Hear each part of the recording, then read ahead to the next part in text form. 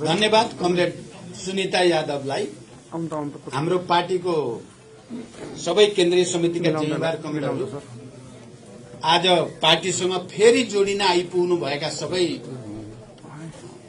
कमरेडहरू र यहाँ उपस्थित अन्य कमरेडहरू, सबभन्दा पहिला त म तपाईहरू बिहान छुट्टिनु भएको थियो, बेलुका फर्किनु भयो, तपाईहरू सबैलाई बधाई भन्न चाहन्छु। शुभकामना। सुबह का भूला अगर शाम में वापस आ जाए तो उसे भूला नहीं कहते। त्यसकारण तपाईहरुलाई अब म धेरै बिहान गएको बेलुका फर्केपछि त्यो धेरै पर गएको भनेर मान्न हुँदैन। तपाईहरु हिजो पनि कमरेड नै हुनुहुन्थ्यो, आज पनि कमरेड नै हुनुहुन्छ। तपाईहरुलाई गुमराह गर्न खोज्ने, भ्रमित पार्न खोज्ने, तपाईहरुलाई दबाब दिन खोज्ने, धम्की दिन खोज्ने प्रवृत्तिसँग तपाईहरुले हिम्मत गरेर साहसको साथ आज फेरि आफ्नो मूल घरमा फर्किने जो प्रतिबद्धता व्यक्त गर्नुभयो, म धन्यवाद सहित यदि कसैले अहिले पनि तपाईहरुलाई दबाब र धम्की दिन खोज्यो भने तपाईहरु हामीलाई सूचना गर्नुहोला। त्यसको औषधि उपचार कसरी गर्ने हामी गर्नेछौं। साँचो कुरा तपाईहरुले यहाँ राख्नु भएको कुरा कि नेपालमा जो राजनैतिक परिवर्तन भयो त्यति सजिलै भएको होइन। धेरै लामो संघर्ष, धेरै नेपालीहरूको बलिदान पछि मात्रै नेपाल आज संघीय लोकतान्त्रिक गणतन्त्र बन्न सकेको हो। त्यसमा पनि पछिल्लो महान जनयुद्धमा हजारौं शहीदहरू, बेपत्ता योद्धाहरू, घाइते अपाङ्गहरू र लाखौं लाख जनताको त्याग र तपस्याबाट मात्रै देश समावेशी, समानुपातिक, लोकतान्त्रिक गणतन्त्रमा आइपुगेको हो। त्यसकारण यसलाई उल्ट्याउने षड्यन्त्र प्रतिक्रान्तिकारीहरू, प्रतिक्रियावादीहरू, अवसरवादीहरूले गर्दै आएका छन्, गरिराख्छन्। यो क्रान्तिको नियम हो। क्रान्ति र परिवर्तनको विकास भनेको प्रतिक्रान्तिसँग लड्दै, प्रतिगमनसँग लड्दै, अवसरवादसँग लड्दै मात्रै हुन्छ। यो कार्ल मार्क्सदेखि संसारभरिका कम्युनिस्टहरूले भन्दै आएको कुरा हो। जनता त्यति बेलासम्म सम्मानित हुँदैनन्, मुक्त हुँदैनन् जबसम्म प्रतिगमन र प्रतिक्रान्तिलाई पुरै परास्त गरिँदैन। त्यसकारण क्रान्तिको बाटो सिधा सरल रेखामा हुँदैन। त्यो अलि बाङ्गोटिङ्गो हुन्छ, घुम्तीहरू हुन्छन्, मोडहरू हुन्छन्, अघि जान्छ, फेरि कहिलेकाहीँ अलि पछि हट्या जस्तो पनि देखिन्छ। तर क्रान्ति निरन्तर अगाडि बढिराख्छ र क्रान्तिकारीहरूले क्रान्तिलाई पूर्णतासम्म लैजानको निम्ति निरन्तर प्रयास गरिराख्छन्। हामी नेकपा माओवादी केन्द्र पनि त्यसरी नै क्रान्तिका बाँकी काम पूरा गर्नको लागि पनि संघर्षरत छ। हामी यही संविधानलाई पनि अझ एउटा जनताको बाँकी रहेका हक अधिकार पनि संस्थागत गर्ने गरी संशोधन गर्ने, परिमार्जन गर्ने प्रक्रियामा छौं। तपाईहरुले पनि थाहा पाउनु भएको छ। मैले दोस्रो चोटि प्रधानमन्त्री हुँदा 2 पटक यो संविधान यो देशका सबै मधेसी, आदिवासी जनजाति, मुस्लिम, थारू र उत्पीडित मजदूर किसानका हक अधिकार जति हुनुपर्ने त्यति छैन। त्यसकारण यसलाई पूर्णता दिनको लागि संविधान संशोधन गर्नुपर्छ भनेर 2 पटक संशोधन प्रस्ताव दर्ता गरेको सायद तपाईहरुलाई थाहा होला। तर चाहिँ संघीयता विरोधी, गणतन्त्र विरोधी, समावेशी, समानुपातिकता विरोधी प्रवृत्तिका मान्छेहरू, ती मान्छेहरूले चाहिँ फेरि यो संशोधन हुन नदिनको निम्ति षड्यन्त्र गरे। मधेसमा अलि ठूलो भ्रम थियो। के भ्रम दिने कोसिस गरिएको थियो भने माओवादीले संघीयता छोड्यो भनेर, जुन माओवादीले संघीयताको निम्ति हजारौंको बलिदान गर्यो, त्यही माओवादीलाई त्यस्तो झुटो आरोप लगाएर तथाकथित मधेसवादी पार्टी बनाएर अनि यिनीहरू हुन् मधेसको मुक्ति गर्ने भन्या जस्तो गरी, जो वास्तवमा मधेसी जनताको विरोधी, त्यहाँका मजदूर किसान विरोधी, त्यहाँका दलितहरू, मुस्लिम विरोधी जो शक्ति हो, तिनीहरूलाई मधेसको मसीहा जस्तो गरेर प्रस्तुत गर्ने कोसिस भयो। अनि मैले संविधान संशोधन प्रस्ताव राख्दा एमाले नामको केपी गुटले नमानेको हुनाले त्यो प्रस्ताव पारित नभएको हो। तपाईहरुलाई थाहा छ एमालेको केपी गुट चाहिँ मधेस विरोधी छ, आदिवासी जनजातिको विरोधी छ, दलित, महिला, मुस्लिमहरूको हक अधिकार र पहिचानको विरोधी छ।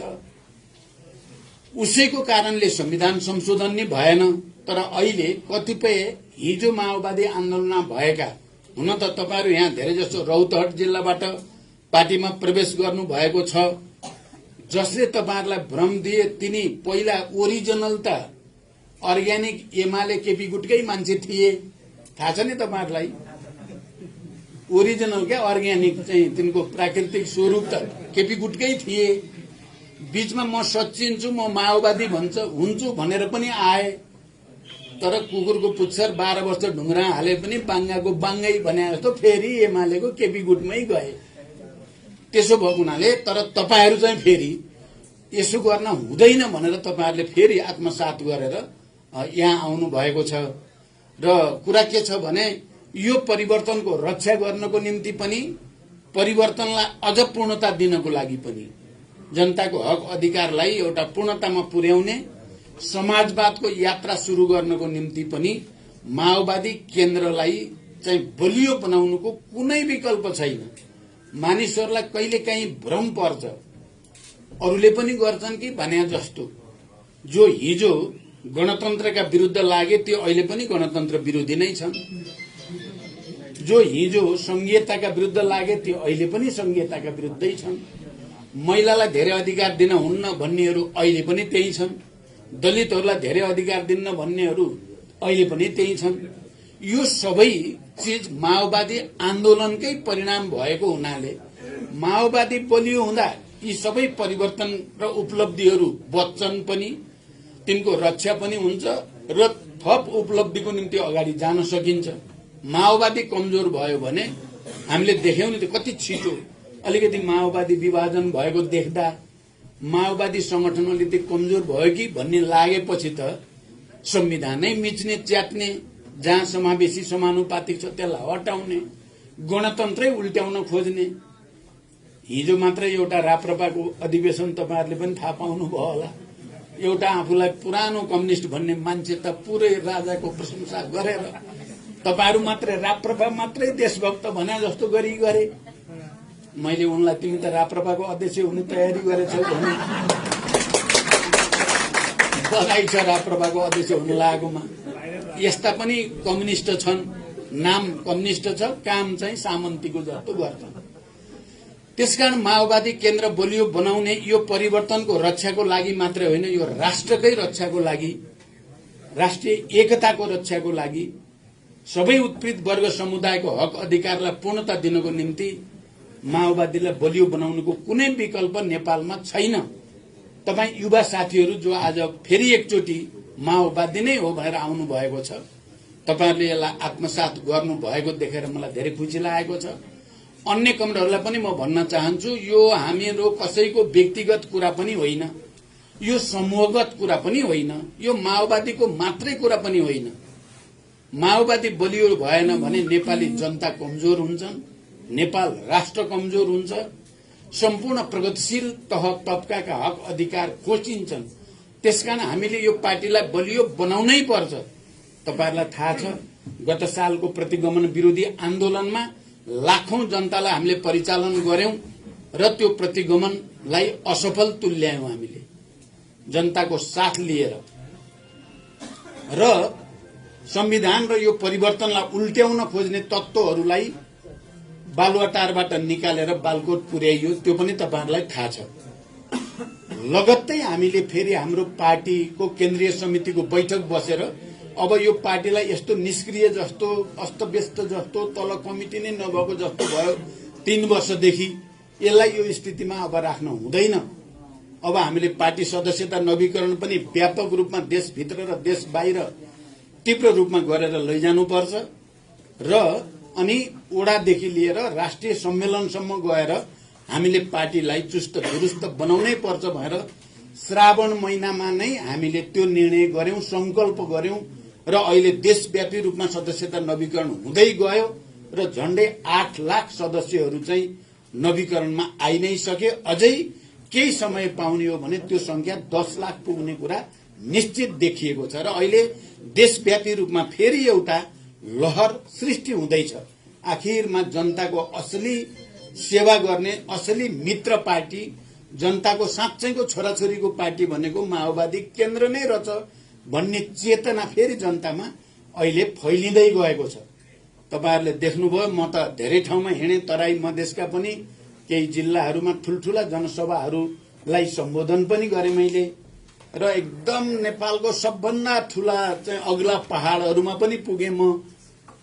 संसारकै अग्ला, अझ नेपालको मात्रै होइन, संसारकै अग्ला ठाउँमा भएका बस्तीमा पनि पुगे, भोजपुरमा पनि पुगे, मध्य पहाडीदेखि तराईदेखि हिमालसम्म सबैतिर हेर्दा एउटा नयाँ आत्मविश्वास अहिले जनतामा हाम्रो पार्टीप्रति विकास भएको छ। विभिन्न पार्टी परित्याग गर्ने र माओवादीमा प्रवेश गर्ने एउटा लहर देखा परेको छ देशैभरि। त्यसकारण अहिले हामी सबैले एउटा संकल्प गर्ने बेला हो।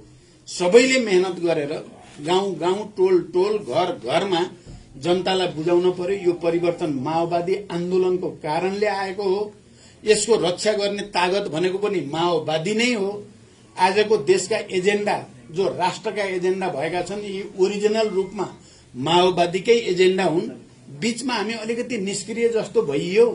अलि जनतातिर भन्दा काठमाडौँकै नेताहरू आपसमा चाहिँ छलफल गर्नेतिर भुलियो। शहीद परिवार, घाइते अपाङ्ग, बेपत्ता योद्धाका परिवारलाई जति मेहनत गरेर ध्यान दिनुपर्ने त्यति दिइएन। केही त्रुटि भयो, अब यो त्रुटि सच्याइन्छ। हामीले केन्द्रमा त्यही संकल्प गरेका छौं। अब तपाईहरु सबैले पनि गाउँ गाउँ, टोल टोल, घर घरमा गएर जनतालाई बुझाउन पर्यो यो परिवर्तन हाम्रो हो, यसको रक्षा गर्ने जिम्मेवारी पनि हाम्रो हो। हामी जुनसुकै मूल्य चुकाएर भए पनि संघीय लोकतान्त्रिक गणतन्त्रको रक्षा गर्छौं, राष्ट्रको रक्षा गर्छौं, जनताको हित र उनीहरूको मुक्ति आन्दोलनलाई निष्कर्षमा पुर्याउँछौं भनेर कन्फिडेन्टली, आत्मविश्वासको साथ अलि आक्रामक भाषामा भन्न पर्यो। म तपाईहरुलाई यो अपील गर्न चाहन्छु। कथा कथा हामीले एजेन्डाहरू समातेको जस्तो पनि नसमाते जस्तो पनि भयो बीचमा। किनभने महिलाहरूलाई विशेष अधिकार हुन पर्यो, दलितहरूलाई विशेष अधिकार हुन पर्यो, मुस्लिमहरूलाई अधिकार हुन पर्यो, मधेसी, आदिवासी, जनजाति, थारू सबैलाई पनि समावेशी समानुपातिक अधिकार हुन पर्यो भनेर लडाई लडेर स्थापित गर्ने हामी अहिले चाहिँ मानौ हामीले भन्दा अरूले गरे हुन् कि जस्तो हामी चाहिँ ठुलो ठुलो हेरेर बस्या जस्तो ठाउँ ठाउँमा त्यस्तो देखियो। त्यसो गर्न हुँदैन। कारण पार्टी केन्द्रले के गर्यो, महिलालाई 35%, अहिले अब वडा सम्मेलनबाट महिला 35% हामी राख्न सुरु गरिसक्यौं। विधानमा त्यो व्यवस्था गरिसक्यौं। दलित मुस्लिमहरूको लागि र चाहिँ समानुपातिक समानुपातिक सबै आदिवासी जनजाति सबैको लागि पनि हामीले त्यो व्यवस्था गरिसक्यौं व्यवहारमा, र दरोसँग त्यसलाई लागू गर्नु छ।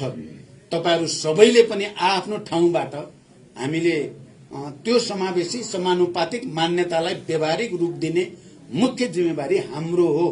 हाम्रै कारणले विभिन्न तहको सरकारमा दलित, महिला, मुस्लिम अथवा विभिन्न समावेशी समानुपातिक प्रतिनिधित्व हुन सकेको हो भन्ने कुरा पनि दरोसँग तपाईहरुले भन्न पर्यो, हामी सबैले भन्न पर्यो।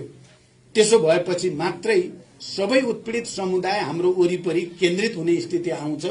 र हामीले के देख्यौं र के देखायौं भने हामी आन्दोलनमा गइसकेपछि र जनतालाई हामीले अपील गरिसकेपछि जनता हाम्रो साथमा हुँदो रहेछ भन्ने कुरा गत साल प्रतिगमन विरोधी आन्दोलनको बेलामा देशव्यापी अभियानमा पनि काठमाडौँका ठुलठुला जनप्रदर्शन र जनसभाहरूमा पनि लाखौंको संख्यामा जनता आयो।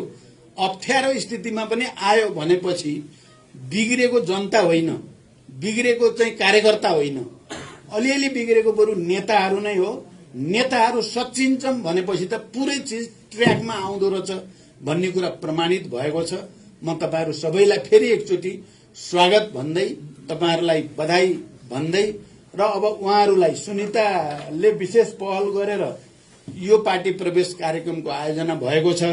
म प्रदेश नम्बर 2 का नेता साथीहरूलाई पनि आज प्रवेश गर्ने कमरेडहरूलाई तुरुन्तै कमिटीबद्ध गर्ने, विभिन्न कमिटीहरूमा राख्ने र उहाँहरूलाई पार्टीभित्र चाहिँ आफ्नो अधिकार उपभोगको वातावरण बनाउन निर्देशन दिँदै तपाईहरुलाई फेरि एकचोटि धन्यवाद र बधाई भन्दै बिदा हुन्छु। धन्यवाद।